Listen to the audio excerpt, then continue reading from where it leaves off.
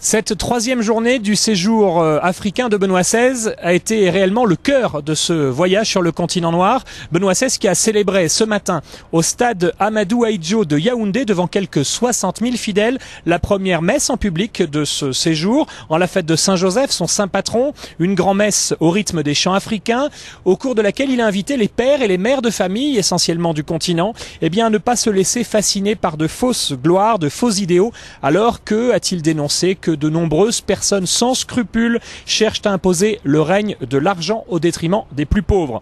Il a noté les difficultés grandissantes de la famille, il a aussi invité les maris à respecter leur épouse et encore les jeunes à garder le courage devant les difficultés grandissantes. Mais le véritable cœur de cette journée, le véritable cœur de ce voyage, c'était bien la remise officielle aux représentants des évêques de toute l'Afrique de l'Instrumentum Laboris, l'instrument de travail, ce document d'une 50aine de pages en préparation au prochain synode pour l'Afrique, le second synode spécial pour l'Afrique qui aura lieu du 4 au 25 octobre prochain au Vatican.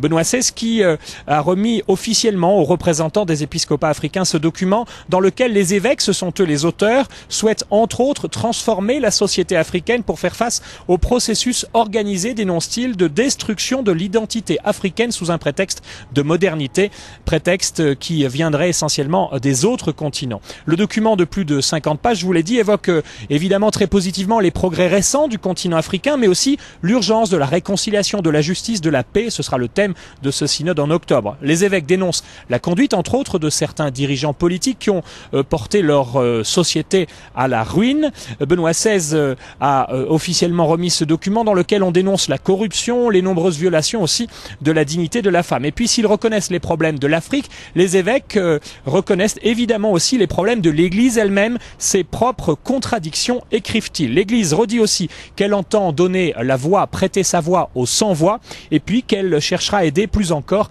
à la résolution des conflits sur le continent. Elle se dit d'ailleurs très compétente en la matière. Ce soir, Benoît XVI a effectué une visite très émouvante au centre cardinal Paul Léger, un centre d'accueil des personnes handicapées. Benoît XVI qui a rencontré là plusieurs centaines de malades et qui a évoqué entre autres, souligné le travail de l'Église catholique dans la lutte contre les nombreux fléaux, les nombreuses maladies qui touche ce continent, le sida, le paludisme ou encore la tuberculose. Benoît XVI qui en fin de journée a rencontré enfin les membres du Conseil spécial pour l'Afrique du Synode des évêques. Ce sont en fin de compte les auteurs de ce document.